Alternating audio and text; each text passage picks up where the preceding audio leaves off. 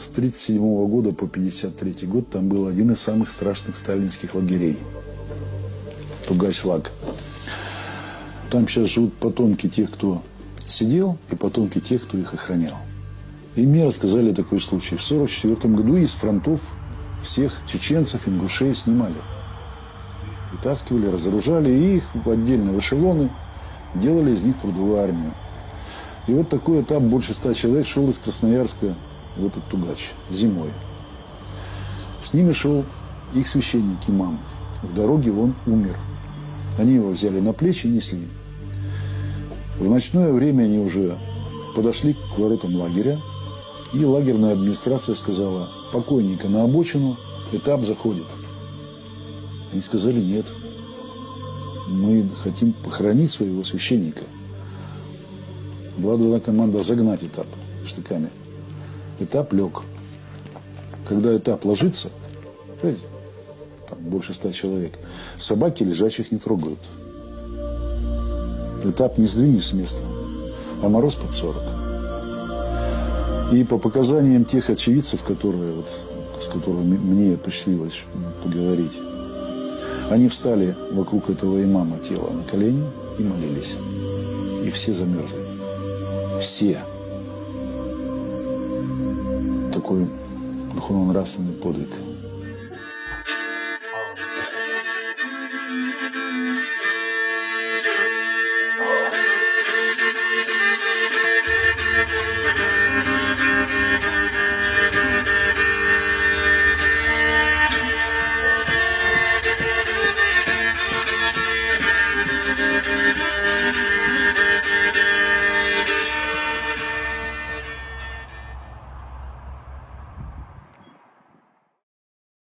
Салам алейкум. Алейкум салам.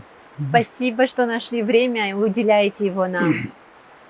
Это очень важная тема, не только для ингушей, но для всех кавказцев.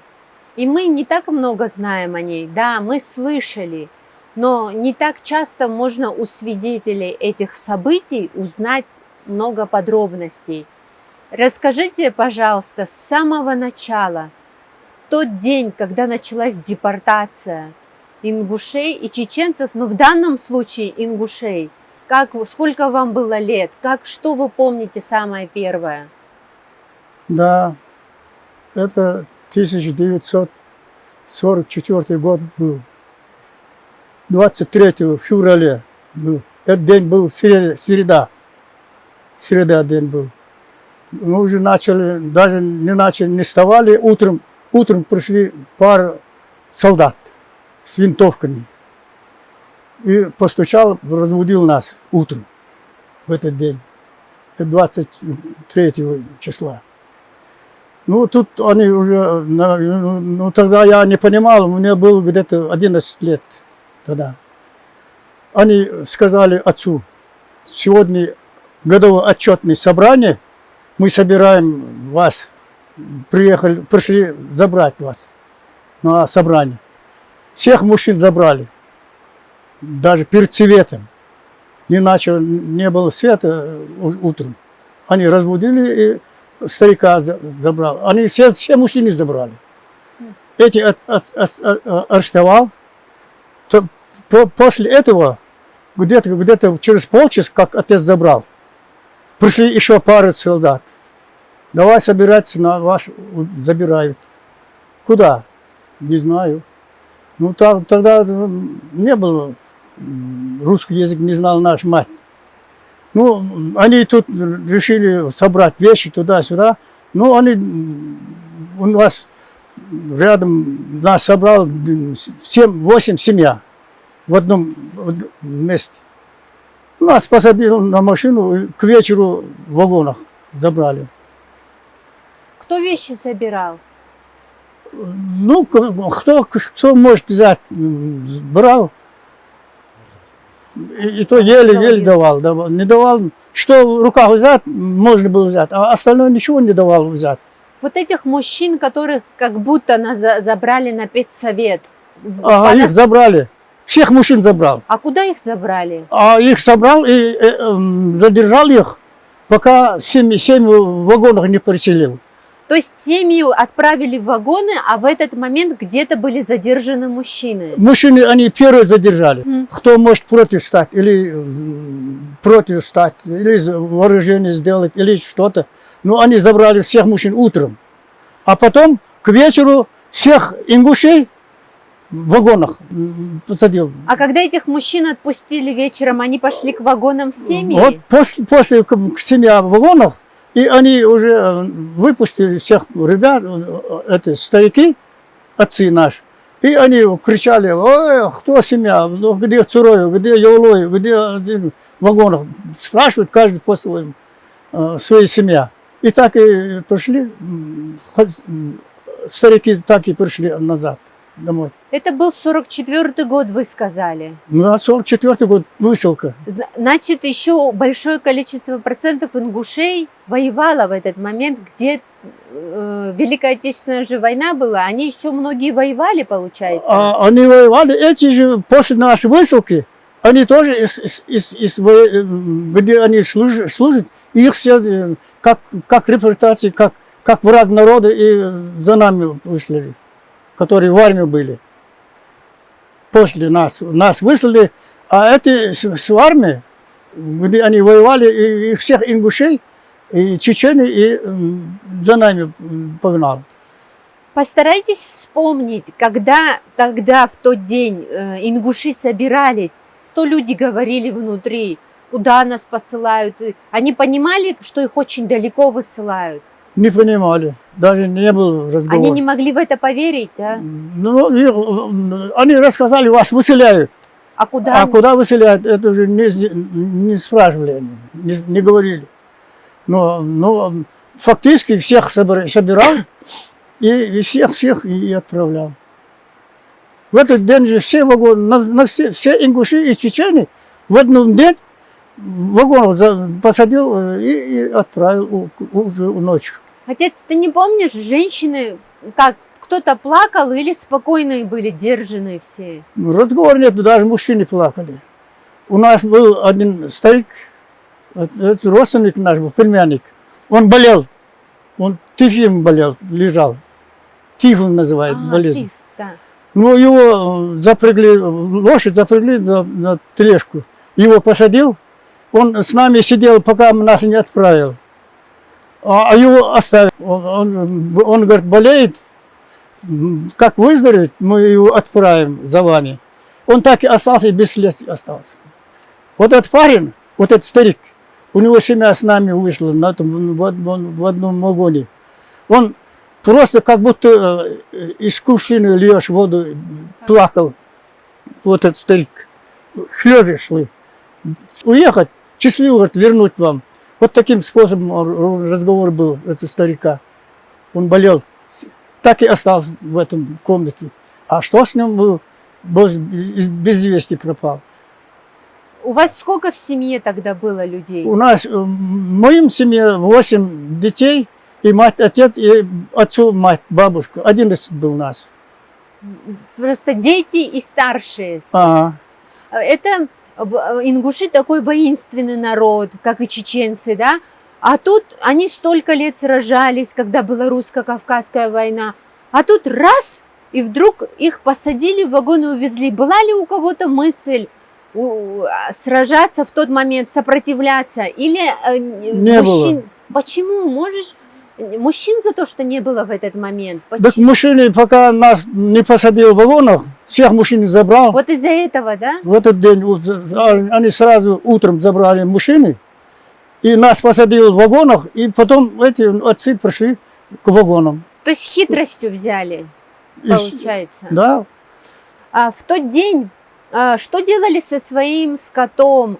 Вот у людей, допустим, 3 коровы, у кого-то 5 курей. Что делали ингуши? Отпускали их или что? Развязали все, которые они ночью были запретаны, все сделано. Ворота открыли, развязали. И они все ходили, даже кричали, даже собаки кричали.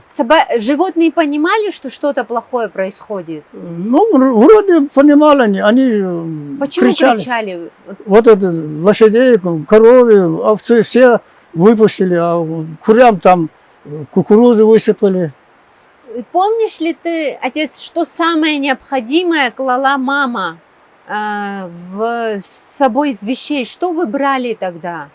Ну, там, если что разрешало, они брали. Ну, они только что разрешал, что не разрешал солдаты. Что разрешал, брал, а что не разрешал, это был против. То есть солдат мог сказать, это не бери. Да, солдаты могли не взять и не сказать еще. И скажи, и тот бери, это не бери.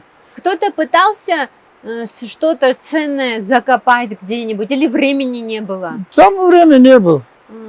А что был, там остался, а что взял, ты с собой взял, все.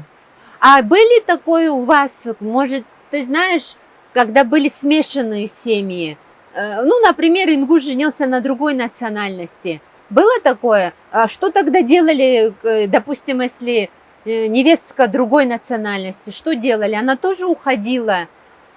Ну, допустим, если она кабардинка, невестка. Ну? А что делали? Она уходила, оставалась? Как было? А это, если другая национальная жена, если она хочет остаться, оставался.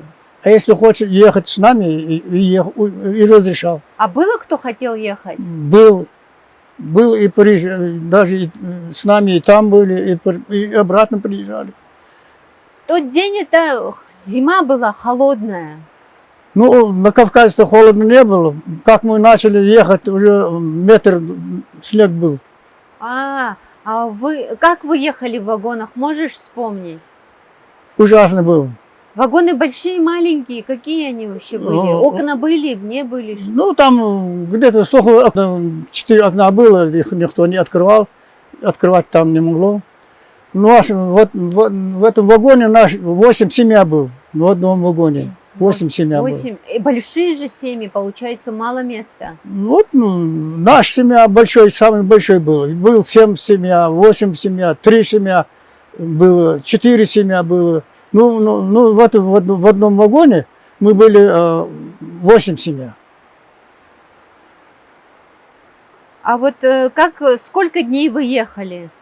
18 дней ехали. 18 дней? 18 дней ехали. Вам еды же не хватило.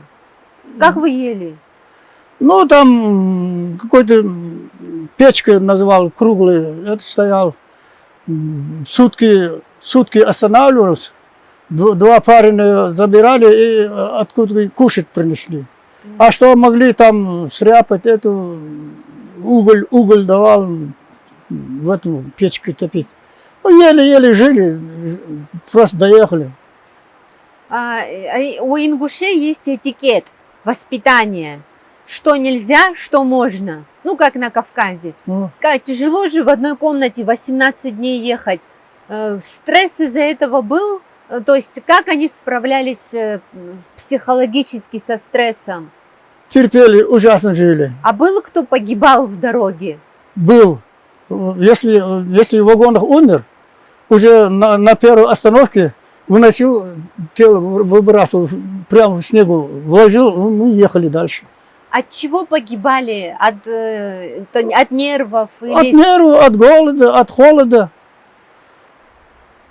А где оставляли вы умершие тела? Не разрешали их, наверное, хоронить? Просто оставляли? Просто вынесли, на снегу положил его, а мы едем дальше. А что с ним был? Он мертв, или собака его кушала, или кто-то его пробрал, или тот уже нам неизвестно. Куда вас отправили? Кого? Ингушей в депортации. Какое было место это? Это Акмольская область, Молдовский район был, Казахстан, Киргизия. 18 дней разве туда ехать? Нет, а почему так долго их везли? Может, специально? Ну, эти не одни вагоны были.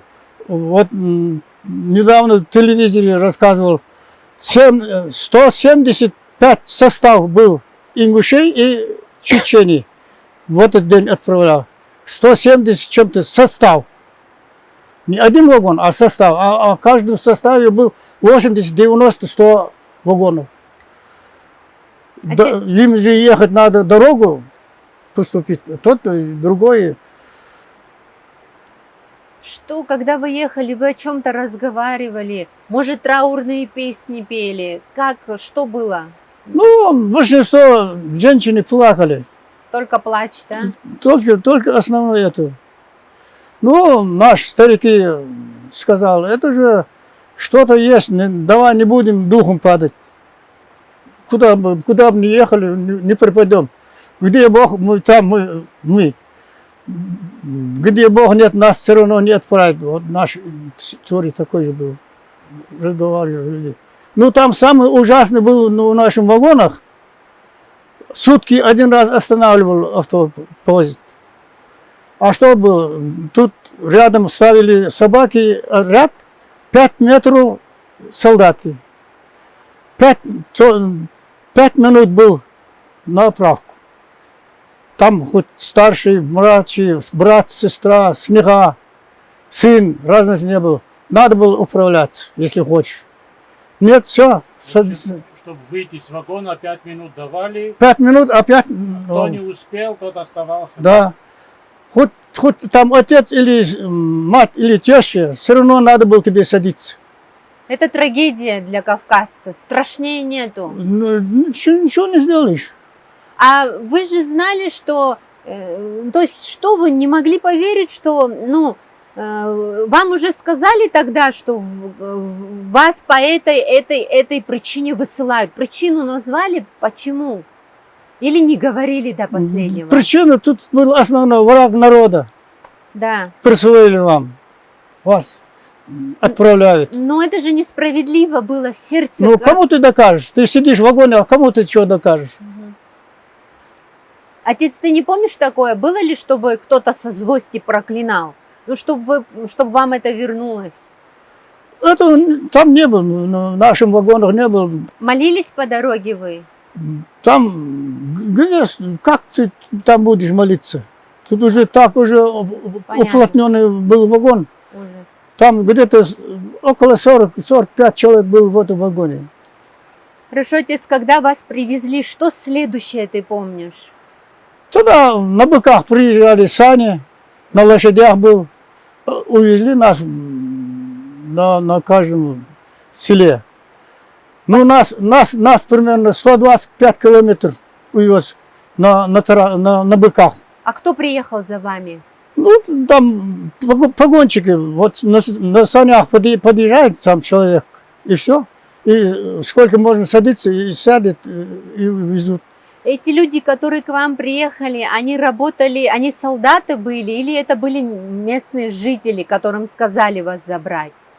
Что нас забрал-то? Да, вот кто забирал, это были солдаты или местные, которым сказали забирать? На санях-то были местные люди. А нас отправили солдаты здесь, солдаты оставались здесь. А вот туда, куда поселили вас? На каждом селе. У кого есть два комнаты, одну освободил. У кого мало семья, в этом комнате был. Также на селе распределял. Примерно вот в селе был 15 семья направлял, там 20 семья направлял. В другом селе 30 направлял. Вот так и они заранее освобождали эту квартиру. А как местные жители к вам относились? Потом? Сначала плохо относились. А почему им сказали, враг народа едет? Из-за это? Там им объявлял, враг народа везут вам. И объявлял, людоеды к вам привезут. Людоеды? Людоеды продал местным людям. Ну, они потом месяц, два, три уже прошел, зима прошел. Тут уже они узнали, что люди местные, не враги. Ну, тут уже начали местные жить. Уже хорошо стали, жалели уже, ну, да? Потом, после ходьбы узнали друг другу. Там где-то год, полтора, два. Был ужасный разговор. Потом вы, когда туда приехали, вот первое время, что вы кушали? Нам там паёк давал первый раз. Сколько человек там, или что было, как было, я не помню. Муку давал, потом зерно давал, по частям. Ну, еле проходил. Там было холодно это время, да? Зима, очень холодно. Метр снег был. Люди замерзали. Разговора нету. От этого даже много пострадали наши люди. Как думаешь, отец, они специально в самый холодный месяц отправили? Ни на месяц позже, ни на 2? Ну, конечно, специальной цели этого направили нас. Тут уже больше разговора не было. Ты вначале сказал, что люди сначала боялись. А они как-то обижали или просто не подходили? Ну, обижать они, конечно, не могли. Но мы, ребята, как молодые, против стал. И они уже начали договариваться, быть умным, знакомым. А потом, когда вы уже друг друга лучше стали узнавать, вы как там стали адаптироваться, привыкать к этой земле? Работали где-то? Работали. А что делали вы? Как весной, там колхозе был, работал, пахал. Ну, как нас привезли, 18 лет был человеку, ему надо было месяц отмечать. Комендатура был. Если 5 километров из села вышел, тебе посадили 5 лет был. Без пропуска. Даже примерно скажем, вот весной уже корову заделал, то другой. Если корову искать пойдешь, от села, если 5 километров тебе найдут, уже был 5 лет срок. А было кто хотел сбежать? Бежать? Да. Куда бежать? Куда? Там степь Бежать кругом. не было. Бежать не было. Ну, если с знакомыми, там, родственнику найти или тот другой найти, это найти был, это уже надо было взять пропуск и ехать. Ага. А как там жили между собой чеченцы и ингуши? Они друг друга поддерживали? Конечно, они чечены и ингуши одинаково, только название там, хохол русский, одинаково же семья. Да. Также и ингуш, чечен, подобие рода этого. Разницы нет. Тут изменение чуть языка, как у хохолов и русской. Вот разность чечен и ингуши, они одинаковые люди. Может, припомнишь какие-то яркие события, которые там были? Ну, там какое яркое событие будет. Там, как бы, кто бы не встречал, когда мы вернемся домой, разговор был. А что яркое, что было, там светлый был, не было ничего. Я поняла. Не было. Может, ты вспомнишь, вдруг был ли случай, когда кто-то ради кого-то чем-то жертвовал? Ну, себе кусок не оставит, другу, соседу, брату даст. Ну, без этого не бывает. Без костей, говорят, мяса не бывает. Этого бывает много. И там был, и сейчас, и даже и на Кавказе есть эта история. Это везде. Да. Без этого не бывает. И не будет. Вы сколько лет были в ссылке? Когда смогли вернуться? Мы в 44-м поехали, в 57-м, 12 ноября вернулись домой. Сталин умер в 53-м. Да, в 53-м. Да, то есть вас даже не сразу смогли вернуть. Нет. А как... Сталин узнал, Сталин и Берия, что занимался, Да. и нас освободил. И комендатуру снял, как Сталин умер. Разрешение было, куда хочешь, там и жить. И ехать не надо было спросить. И куда ты пойдешь, не надо было спросить. Это уже после умер Сталина. Скажите, а когда вы попали в казахскую семью, в казахский дом, вас распределили всех? Ну, мы в одном комнате были, в одном семье. Все? Да, мы. А как долго вы были с казахской семьей? Все вместе как долго были? Мы примерно были полгода. А потом, тогда что сделал? Вот тогда саман не было. Вот метр яму выкапывает, метр из земли стены делают. И вот в этом, как балаганы сделали. То есть вы отдельно уже пошли, да? Ну, отдельно с края села. Нам вот определял место, и вот так и там и жили. А потом школа, что-то вы куда-то ходили, чтобы учиться? Кто мог, ходил в школу. Тогда у меня было время в школу ходить, у меня не было возможности, я не учился, и школы не было.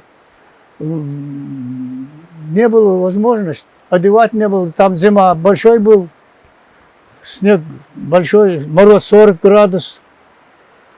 Отец, помнишь тот день, когда приехали те, кто воевали, эти ингуши, чеченцы, когда их же тоже к вам отправили в ссылку? Этот день, помнишь, как люди реагировали? Они плакали, конечно, но потом чуть легче стало там. Встречи, ты, конечно, все плачешь. Да. Но не всегда же плачут, не Да, всегда потом- горе бывает. Потом легче чуть-чуть стало, когда вы вместе соединились. Ну да, лучше было. Они, наверное, им совсем было обидно, больно. Они сражались за родину, а вместо этого их народ выслали. Ну, конечно. Что они говорили, не помню. Ну, что они скажут? Как враг народа их же выслал тоже. Как отец, как себя вышел, так же это считали враг народа. Но между собой что говорили? Но между собой что они будут говорить? Тут уже разговор другой не было. У людей, у старших было все поминание на Кавказ вернуться. Они каждый день об этом думали, да? Каждый день, любой день. Примерно с этого села на другое село идет человек с ногом. Что говорят? Когда нас вышлют, когда нас отправляют, будет разрешение. Все разговор был в этом. Помнишь ты тот день, когда пришли к вам и сказали, что вы можете вернуться домой? Ну, это же объявил, когда разрешил уже был рассказ, тогда люди жили нормально, у них было хозяйство, было, семья был, дом был. Это уже после 12-13 год был. И когда вот вам сказали, можете вернуться, как люди реагировали? Разговор нету, Не было? разговор не было. Даже плакали люди от радости. Обратно сколько вы возвращались? Вот я говорю, у нас в 44-м вышло, Да. в 57 году, ноябрь месяц мы вернулись домой, уже на Кавказе были. Отец, на чем вы возвращались? Тоже на поездах? Обратно Обратно? на поезде приехали. Тоже так долго или уже меньше? Нет, мы тронулись 3 ноября, 12 ноября на Назране был. Помнишь ты, когда... 7 дней мы ехали. 7 дней уже. Когда приехали, помнишь, как себя вели старшие, когда на землю свою вступили? Разговора нету, был радость люди. Даже плакали, старики плакали.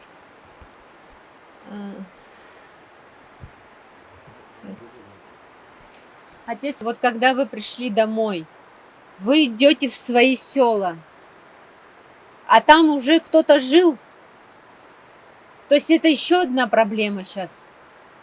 Мы на свое село не вернулись, Почему? нам не давали вернуться. А куда вы вернулись? Мы вернулись в другое село. Что вам сказали? Почему вы домой не можете вернуться? Уже Пригородный район был отобран, осетинский народ. Нас вообще не пустил туда, на родном доме. И мы жили в соседский район, в Али-Юрте жили. Потом переехал на Назрань, там жил. Как все те вещи, которые вы оставили, не было случаев, чтобы кому-то сохранили вещи? Всё? Нет, этого не было. Я не слышал, чтобы его сохранили. А то его сохранили. Их переселился Осетии сюда все. Они сроду нам на 1 копейку не вернут, если взять точно я данный. Тут уже что оставалось, тоже пропал, считай. А в новом месте вам просто землю дали или какое-то жилье? Ну, мы, когда приехали, те люди были в своих домах, раньше приехали, а мы к ним приехали. А мы уже купил дом себе, построил, и через пару месяцев свой дом имел в Али-Юрте.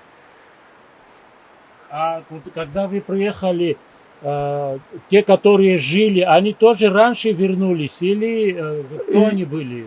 Раньше вернулись. Раньше вернулись. Раньше вернулись. Наши родственники были в этом селе. Они раньше вернулись. Ну, и было, после приехали тоже, не все приехали сразу вот. Вы, наверное, друг другу помогали строить Ну а дом как же? новый, да? Конечно, помогали. Все как родственники. Один ингуш, чечен, разницы не было. А через какое время построили новый дом? Сколько вы строили? Ну, мы приехали ноябрь месяц. Где-то пару месяцев мы уже перешли на свой дом. Дом купил, Вы продавал. всей семьей вернулись? Мы вернулись, 8-9 человек вернулся. А 3 девочки умер у нас. А сестры ваши? Сестры умерли. Трое. Ага. Они холода не выдержали, трудностей, да? Ну, это младше меня было. Они. Заболели из-за этого? Ну да, там же всякие бывают болезни. Вы их там похоронили, да? Да, там. А потом не перевезли ничего? Нет, это Так же и давно остались. привезли. Там у меня дед там умер, деда брат там умер, 2-3 деда брата умер. Там много умерли, они там остались. Там много умер людей. Их оттуда не привезешь. Отец, какую мудрость можешь сказать кавказцам, пожелать, исходя из опыта, из того все, что ты прошел? Что скажешь? Надо все хорошему сказать. Дай Богу, чтобы был здоровье, счастье, чтобы был мир над небом. Вот что я хочу сказать. Я хочу, чтобы был все миром жить. Отец, как твое сердце обида, не поглотила, не схватила сердце, чтобы ты злым не стал? Ну, это видишь, что ты пострадал, это не забудешь. Это да. Это не забудешь. Ну, терпеть можешь. Терпеть надо. Но забыть не забудешь. Это уверен. Но ты просыпаешься, думаешь, чтобы эти люди, почему им должно воздаться? Или ты оставил их на Всевышнего? Тут думать не надо. Думаю. Это Аллах сам решит. Мгм. Сегодня наш праздник. Завтра ваш праздник. А послезавтра опять мой праздник будет. Ну, забыть свое нельзя. Баракал, мы благодарим тебя за время, которое ты уделил нам. Пусть это послужит благом и назиданием. Спасибо. Спасибо. И вам спасибо за ваше добро, за ваши спрос.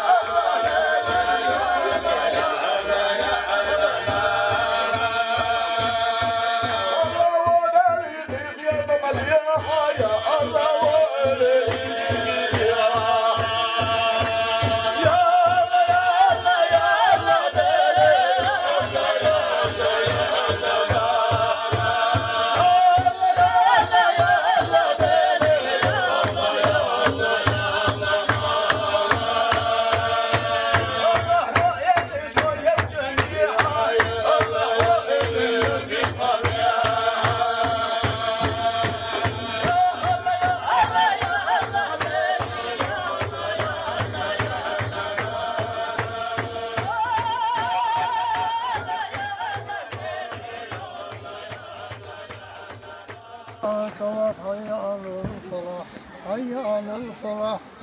Allahu Ekber, Allahu Ekber. La ilahe illallah. La ilahe illallah.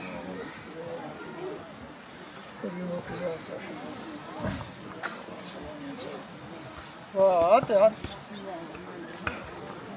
Как потом твоя судьба сложилась, семья, дети? Очень хорошо сложилось. Даже во сне не снится, как сейчас сложилось. Разговор нет. Расскажи о своей семье, сколько детей, Вот внуков? что ты здесь, вы там были, вот что вы видели, это семья наша.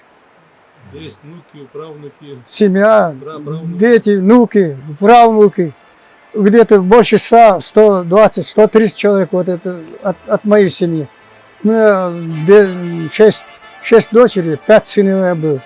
Вот у них внуки, правнуки, леднуки. Вот это все народ, вот, ради Аллаха, вот, уже живем.